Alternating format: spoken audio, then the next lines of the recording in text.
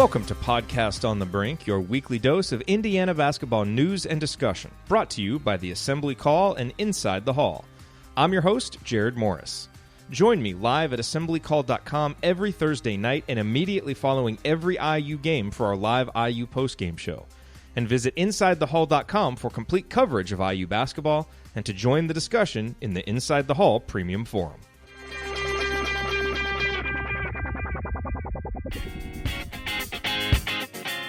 On this week's edition of Podcast on the Brink, Alex Bozich and Ryan Corazza from Inside the Hall have a wide-ranging conversation about your Indiana Hoosiers in the aftermath of Wednesday night's loss to Rutgers. I was not part of this conversation, unfortunately. I had some other things going on, so was unable to participate. But it's a great conversation. Obviously, you guys know the work that Alex does, and you're surely familiar with the work that Ryan does on the film session. So they get into some of the nitty-gritty, talk about some of the things Indiana can do to fix its offense, to help the defense, and just try to be better prepared for the very difficult Big Ten games to come. So you will enjoy that conversation. That is coming up here in just a moment. Before we get to it, though, I do want to remind you about our friends at HomeFieldApparel.com. Because if you are looking for IU gear, either for yourself or to maybe get as a gift for a friend or a family member, you just can't do better than Home Field Apparel, because they have, number one, the comfiest clothes. I mean, the t-shirts are really comfortable. I really like long sleeve tees, but it's got to kind of be a certain material and a certain fit, and their long sleeve tees are exactly the way that I like them. They're soft.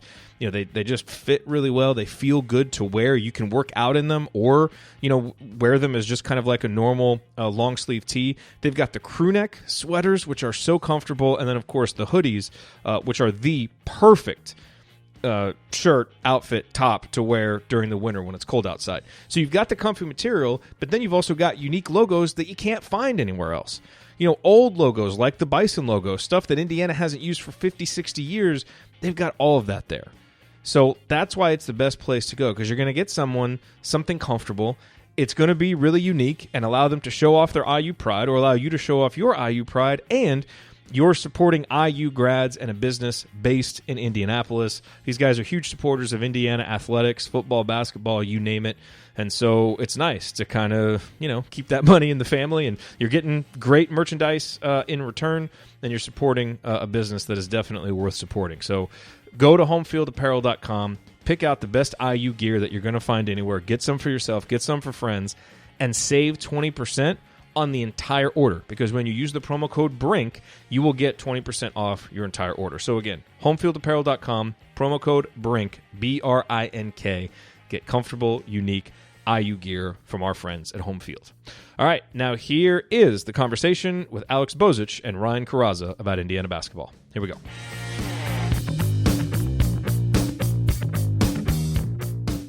And I'm pleased to be joined on this episode of Podcast on the Brink by Ryan Corazza, one of my co-founders at Inside the Hall. It's been a while. We were talking before the podcast started here that it's been a while since Ryan's joined us, but I wanted to have him on this week to get his perspective. As many of you know who read Inside the Hall, he is the author of The Minute After every game, and also the author of Film Session. And as I mentioned, he's been with Inside the Hall since day one. So welcome back to the pod, Ryan. It's been too long since we've had you on, but happy to have you here. Yeah, I'm happy to be here. Let's do it. So Indiana last night, not surprisingly, drops its third straight road game at Rutgers. I guess there's two ways of looking at this.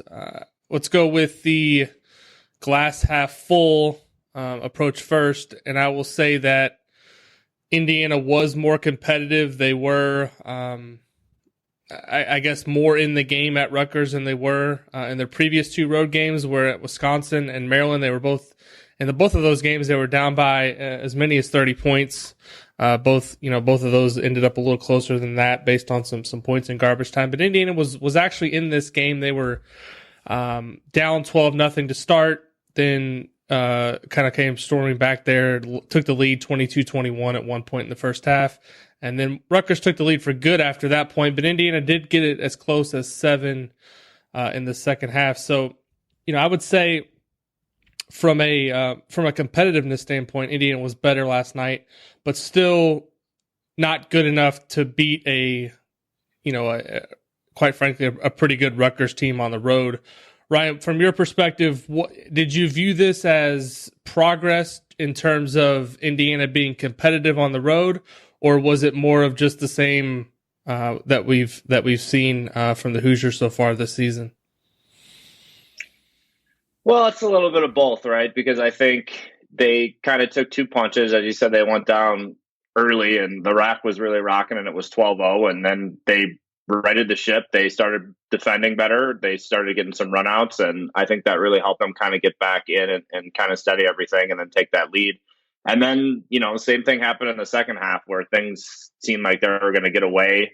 They went down by 17, I think, and then they were at least able to make it somewhat competitive there. But then at the same token, it's like they really did have an opportunity to make a real game of it, but they just couldn't hit anything. I mean, beyond the 3-point shooting, I think they only made two other shots, I think, that weren't layups. They made those 2 3-pointers and they made 2 other shots that were in the paint, but they weren't layups the entire game.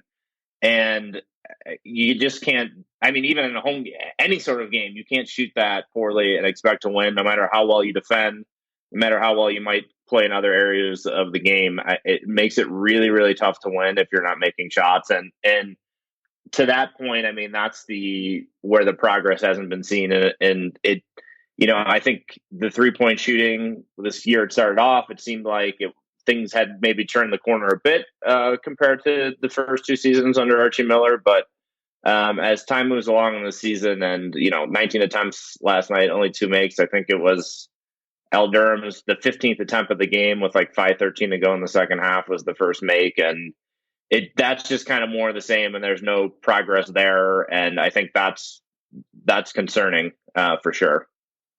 Yeah, I think overall, and I mentioned this before, I think Zach Osterman wrote a really good piece in the Indianapolis Star that he published, maybe it was last night or today. I read it this morning, but just talking about kind of this program under Archie Miller, the ceiling is somewhat limited by the fact that, the recurring theme now for 3 seasons is Indiana is an improving team defensively. For the most part, they've played hard. The last 2 years, they really kind of cleaned up on the turnover stuff. This year, it's kind of come back and reared its ugly head at times, especially last night. But the one constant has been they just can't make shots from the perimeter. This is kind of the inverse of what we saw Indiana under Tom Crean, where Indiana could always score under him, but then they couldn't guard anybody. This year, it feels like, early in the season, the offense was really highly rated in KenPom, and now if you look at the numbers, actually the defense is trending in one direction, the offense is the other. Archie keeps talking in the postgame about, the shooting and the type of shots that they're getting. I guess from your perspective, is this something that's a function of just having guys on the roster that can't make shots at all? Is it the quality of shots that they're getting? Is it a combination of both? And do you see any light at the end of the tunnel for this team? Because I think after 17 games, most people would say the stats are pretty much say you are what the numbers say you are at this point. And right now, Indiana's shooting 24.5% on threes in Big Ten play. That's second worst in the league. Yeah, the sample size is certainly big enough where I don't really see, things changing much. I do want to say, I think sometimes, I think this game was a good example of, it was very similar to what we saw last season, right? Where, on the road, other teams kind of defending Indiana, where they're kind of pitching in, they're not really guarding them that hard on the perimeter. They're taking away the inside more. And there were first of all, there were a couple just terrible 3-point looks that they shouldn't have taken at all. But then there were also those ones where they were like too open, and for whatever reason, it happened last year as well. I think they kind of get in their head a little bit on those, and a lot of those were missed.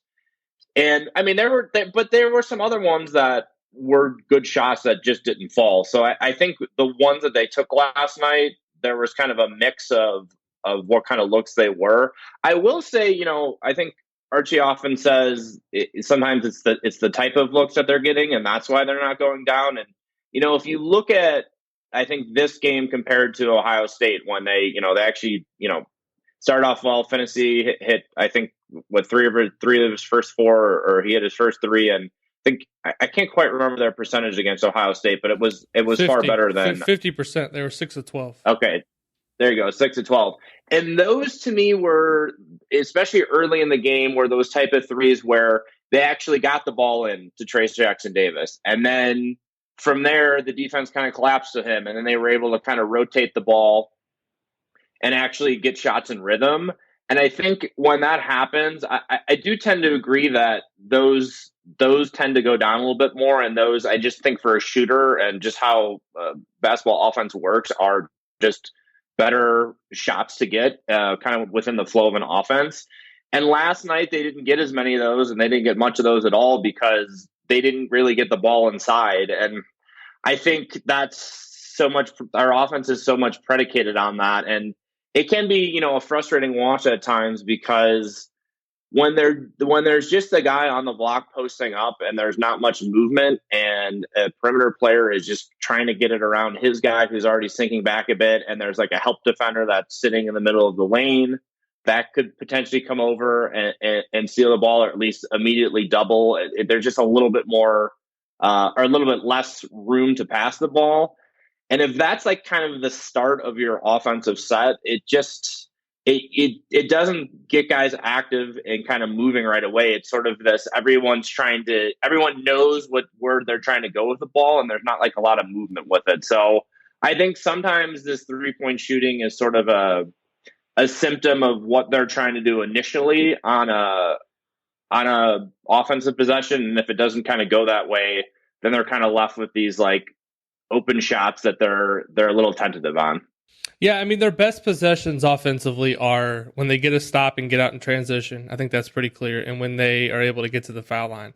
If they are forced to play in a half-court game where they're going late in the shot clock and teams can just kind of sag off and make them, make a tough contested 3-point shot, or even, as you mentioned, some of these examples where guys are just wide open, it's almost like they're so surprised that they're left that open that they kind of freeze for a second, and then it's not a shot in rhythm. I mean, it's hard to explain to somebody what a good shot and a bad shot is, because just because somebody's open doesn't mean it's a good shot in rhythm. I mean, a good shot in rhythm to me is, you make a few passes, you get the ball reversed, or you get the ball in the post, and then you kick it out and the guy's ready to shoot. Somebody just dribbling around the perimeter as the shot clock, is winding down and then hoisting up a three, to me, that's never a good shot. One thing we talked about a little bit last night when we were chatting during the game, and I wanted to kind of get your thoughts on, and I've kind of gone back and forth on this, my opinion of the rotation. And last night I was saying to you, so why is X, Y, and Z? Why is this guy in the game? This guy needs to come out. And now that I kind of look at the numbers from last night, Archie Miller's in kind of a tough spot with this team in terms of who he plays, because you have so many guys. Last night is an example, a perfect example. You put Devonte Green in the game for 15 minutes and he gives you absolutely nothing statistically. So what are you supposed to do in that situation? Do you leave the guy in, or do you go to the bench? I think you can only play your best 7 or 8 players consistently on a game-to-game basis when you know what you're getting for the most part from all those guys. And right now this team has too many guys who you don't know what you're going to get on a game in and game out basis. And I think that's one reason that Archie's kind of struggled to trim down the rotation, because, Jerome Hunter had, for example, had a great game against Ohio State last night, didn't do too much. Demezy Anderson didn't play the last game, gets in last night, doesn't do anything. And there's just too many guys who they could have a good game. Maybe they'll play once out of every 5 games, but really, to me, it screams of a coach searching for answers and searching for the right combination within games. And last night, there was just too many guys who didn't have it, and that was a big reason that Indiana was only able to score 50 points. Yeah, and I'd also say to that, if you really look at the numbers here, it's like Justin Smith, Joey Brunk, Al Durham, Finney, Trace Jackson Davis, Jerome Hunter, and Devonte Green. Those are all guys that played in double-digit minutes last night. And then kind of the end of the rotation guys now is a Race Thompson 6 minutes, Armand Franklin 4 minutes, Deron Davis 4 minutes, and Demezy Anderson 3 minutes. And I'd say out of that's kind of they're the guys that have played this year, and I would say that, Race, Armand, Duran, and Demizi at this point are kind of that group out of the rotational players that probably should be seeing lost time at this point.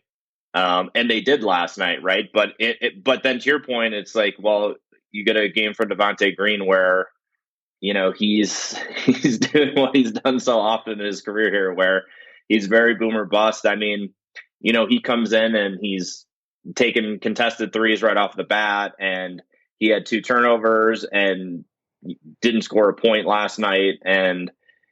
But from there, it's like, well, where do you go? I mean, again, you could bench him, but I don't know where the answer is otherwise. I mean, then you look at some other guys. You look at Rob Finney last night. He was 1 of 6 from 3-point range. He was just 3 of 11 overall. He had 3 turnovers. So, yeah, the production just kind of wasn't there from the top guys as much either. And I think what's kind of behind them, any sort of benching or what's behind them might not really be any better. So I do kind of see what you're saying in terms of maybe just kind of being in a little bit of a rough spot where some of the guys you really kind of want to rely on, if they're not getting it done, and kind of what's behind them in the rotation really hasn't proven kind of at the Big Ten, in Big Ten play to help you much. That doesn't help either. I mean, and one other point on this too, I mean, I think last year at times with the 3-point shooting, teams were sort of having or trying to,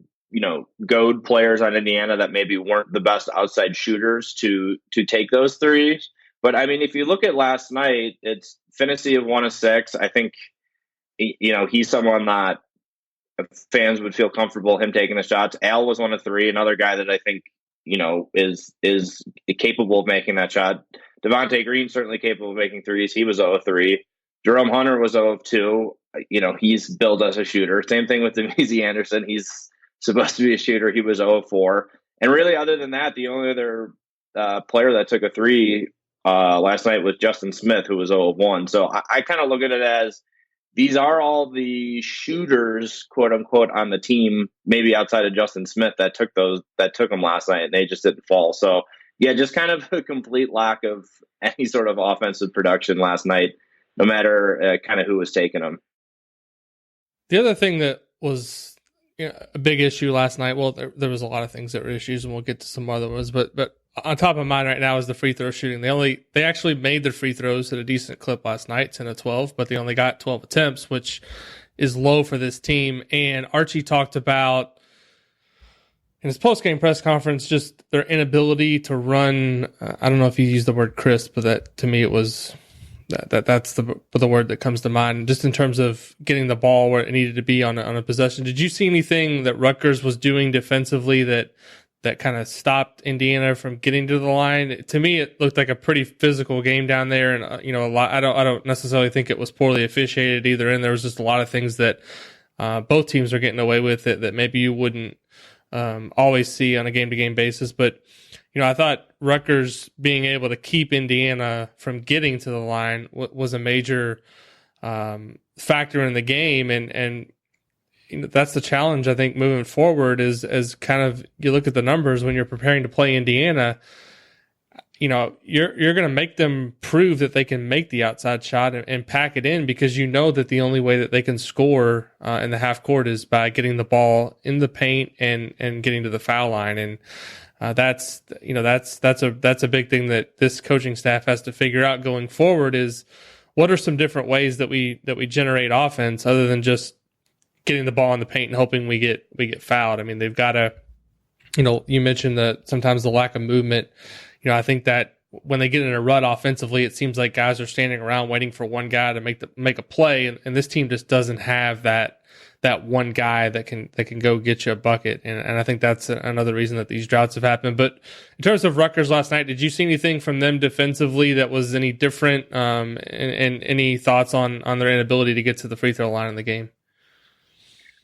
Well, certainly, because I think they really keyed on trying to make sure that Indiana didn't get the ball inside. I mean, a lot of the fouls that Indiana picks up are, when they're able to get the ball into a big and he's able to draw a foul, right? I mean, Trace Jackson Davis, this is probably one of his worst games, if not his worst game of the season. He had 4 points and only 6 field goal attempts. I think, when Indiana played earlier in the season against lesser competition, it was very easy for them to do what they're trying to do, which is, in the first couple seconds of the shot clock, whether it's a make or a miss, they're trying to get the ball at the court quick, find one of their bigs that are rim running, get it in there, and either score or get the foul. And it's really something that I think these Big Ten teams are able to take away more. And I think Rutgers knows what Indiana is trying to do. I think, Indiana was successful at every here and there in, off a turnover, getting some points in transition. But I think as long as your defense is cognizant to really get back on Indiana and make sort of that quick entry pass into the big difficult, which I think better teams are able to do, all of a sudden that first option that Indiana is going for is taken away. And I think a lot of these Big Ten teams are able to take Indiana's first option away, which is what Rutgers did last night. And from there, that's where things have kind of been a little shaky for the offense. It's interesting. I remember earlier in the season, I want to say it was maybe the Princeton game. They might have been the first team that really keyed in on trying to take that away early from Indiana, getting the ball up quick and getting it inside. And I remember they ran like a couple like side pick and rolls. I want to say with Joey Brunk and I think with Trace Jackson Davis early in the second half that were kind of isolated on one side of the floor that were effective.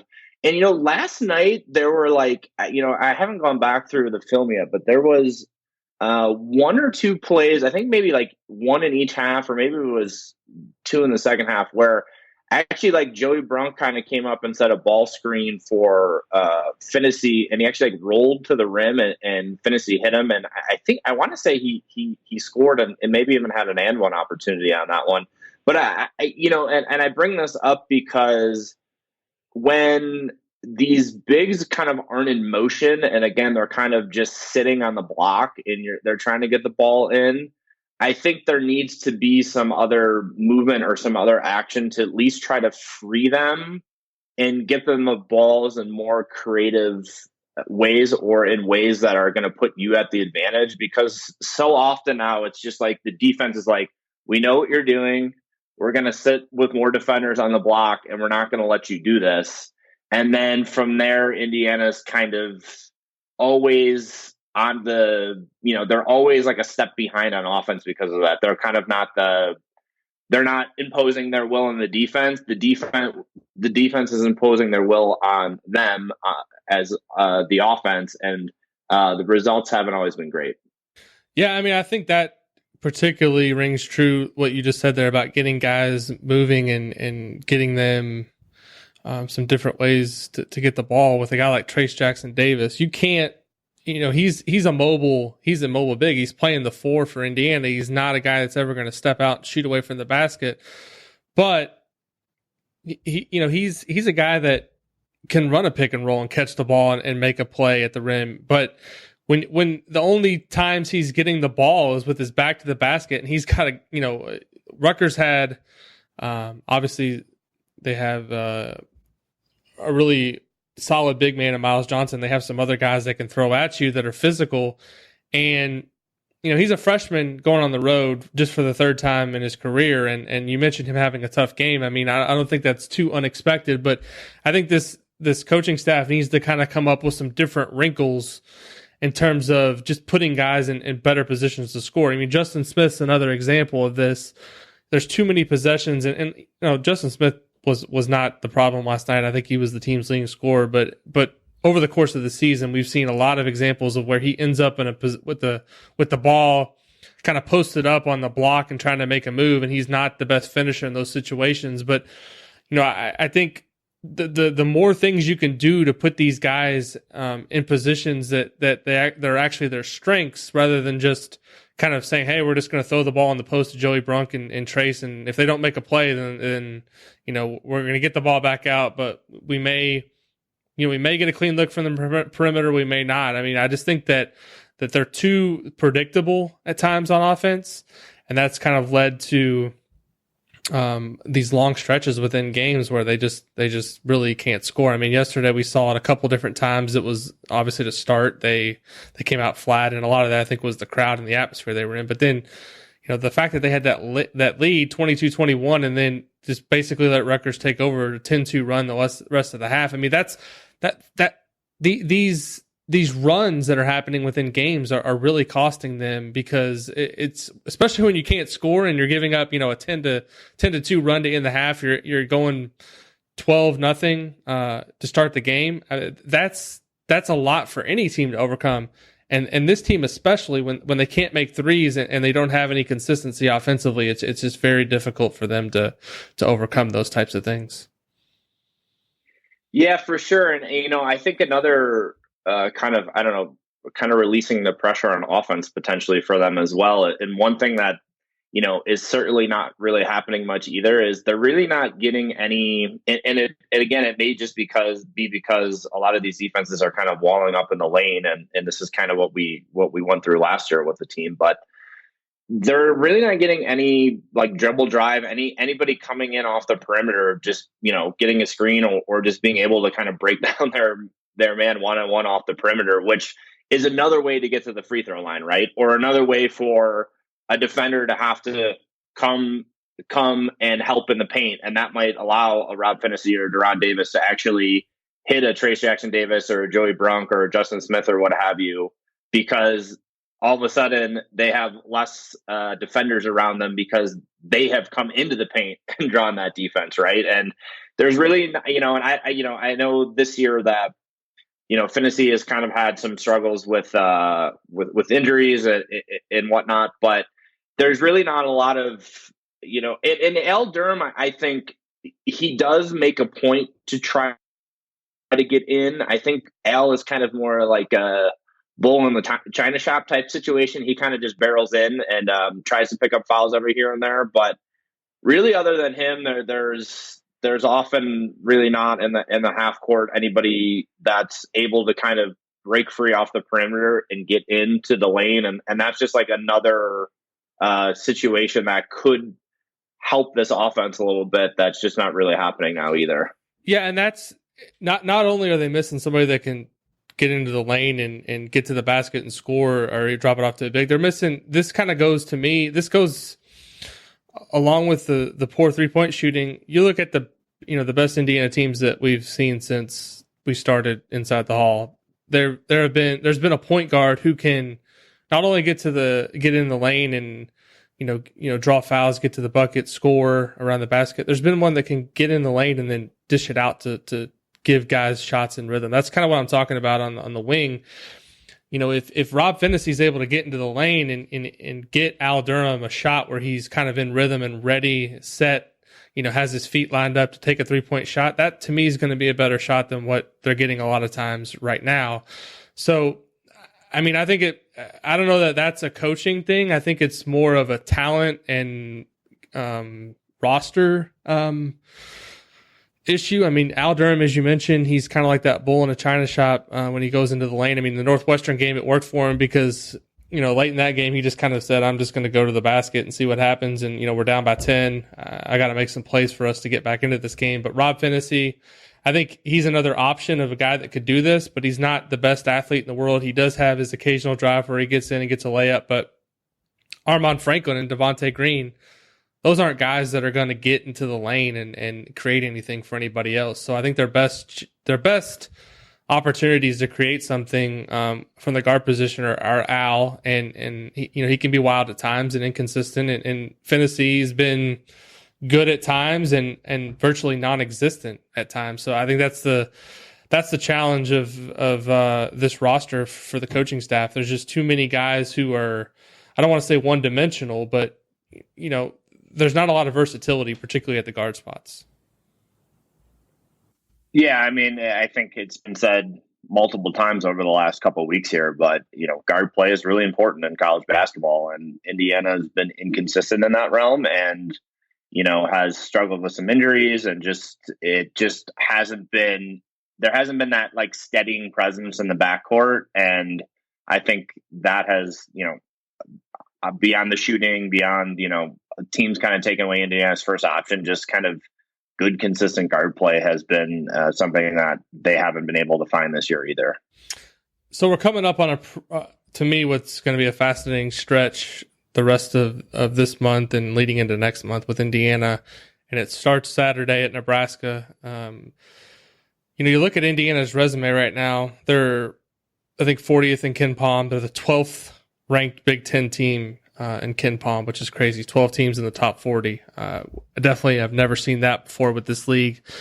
But you look at the rest of the league, Indiana has 4 losses. Everybody else in the Big Ten has at least 4 losses as a team.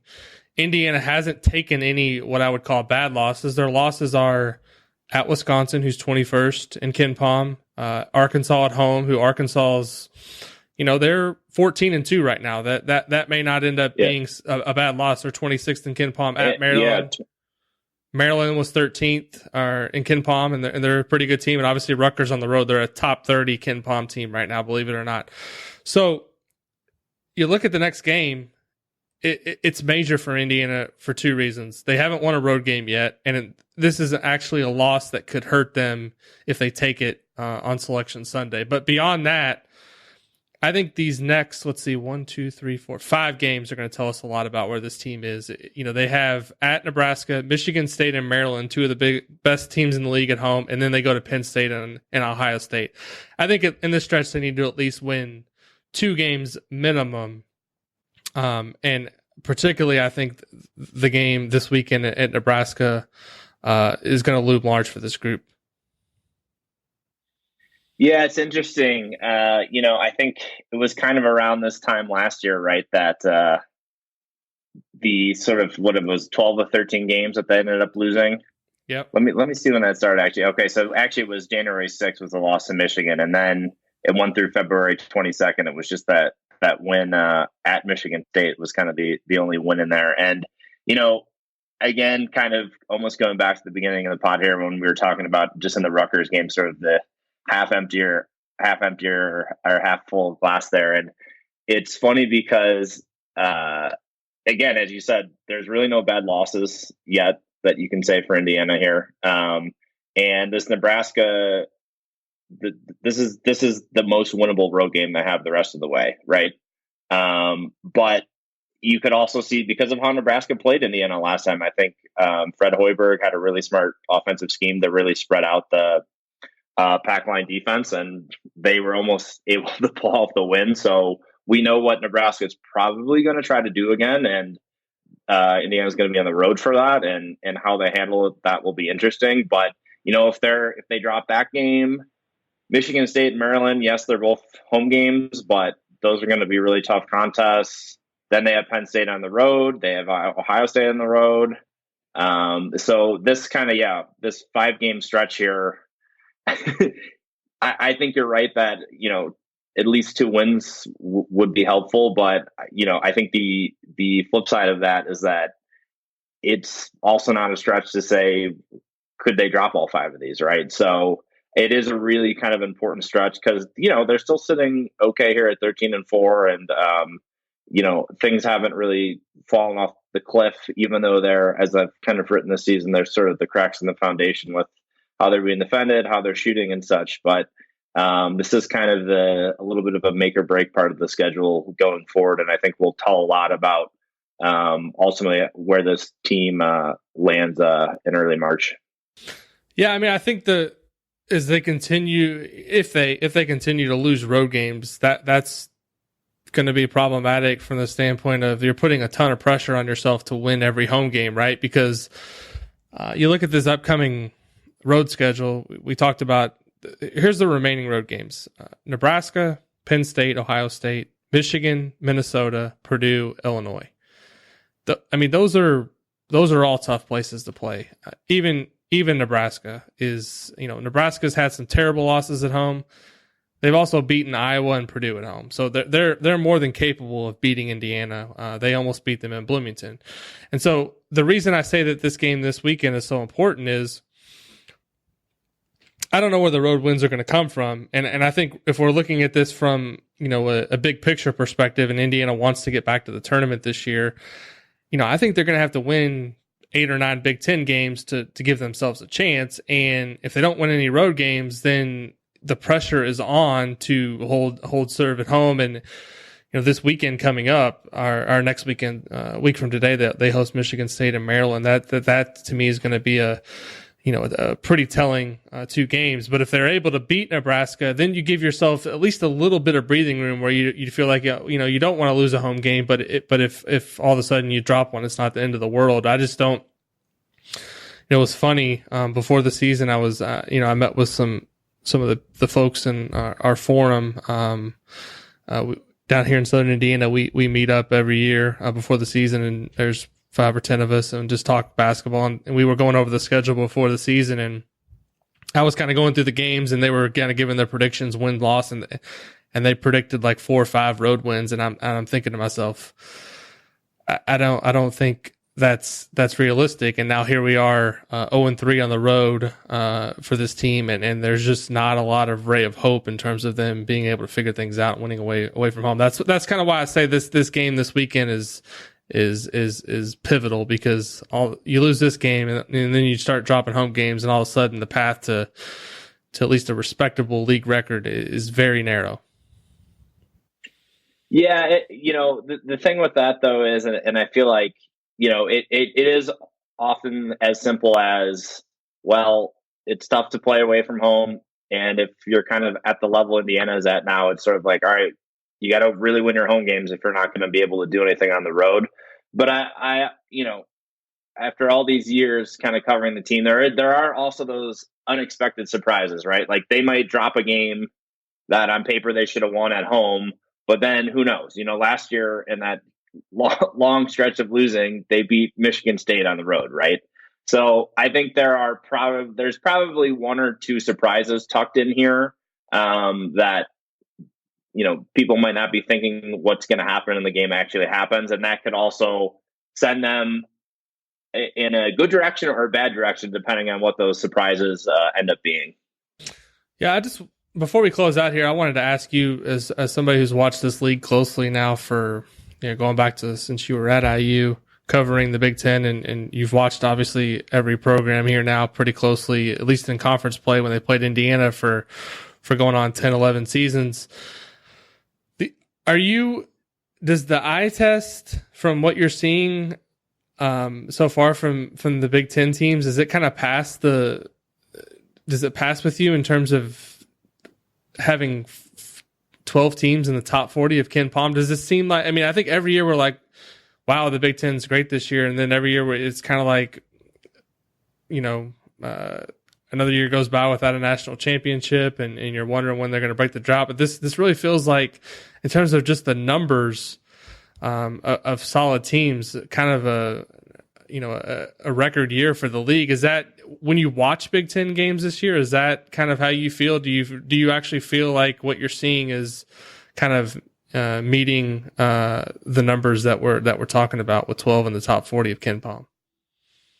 I think kind of at this moment in the season, I think so. I think yes. It's interesting though, because I remember very early on, the first couple of games of not even Big Ten play of back in November at the beginning of the season, I feel like the narrative was, oh, the Big Ten's not that good this year, so Indiana better get kind of all these non-conference wins, because the wins that they get in the Big Ten might not matter as much. I forget who was there. A couple teams that maybe dropped a couple early games, and it looked like the lead wasn't great. Yeah, Wisconsin dropped like 3 non-conference games in a row. That's right. Obviously, Nebraska took a ton of bad losses. Iowa lost at home to DePaul. The list kind of, Michigan State was terrible in Maui. They lost at home to Duke. There was a lot of, early on it was not good. And now all of a sudden it's, wow, could this league get 10 or 11 NCAA tournament bids, which would kind of be unheard of. Yeah, obviously getting that many bids, and kind of right now it looks like that's certainly a possibility. But I think, I guess, kind of looking at the long tail of looking at this league for several years now, it's one of those things where I always kind of look at it as, we'll see where things are at in March, right? Because things can really turn for a team or a league one way or the other.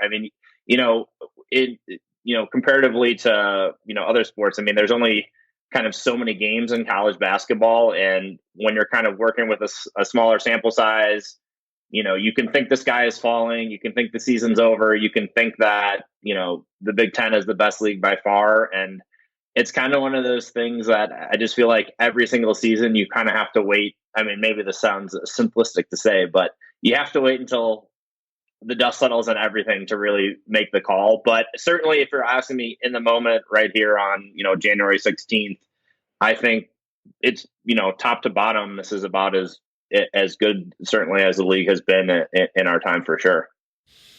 Yeah, I agree. I mean, I was one of the guys that was tweeting early in the season, wow, this is going to be a rough year for the Big Ten when they were losing all these games. And now you just look at the conference. The only thing I worry about is kind of teams cannibalizing each other in the middle. Cause you look at the projected standings. I mean, there's, Ken Palm does a cool thing. If you're not subscribed there's a lot of great numbers, but he projects 1, 2, 3, 4, 5, 6, 7, 8, 9 teams to win between 9 and 11 Big Ten games, which is just insane in the middle. But, I think if that parity continues, it's actually going to help in terms of the number of bids they could get, because the number of conferences, major conferences, specifically the ACC this year, is not having a very good year, and the teams are going to kind of stay grouped in the computers and the numbers if they continue to beat each other.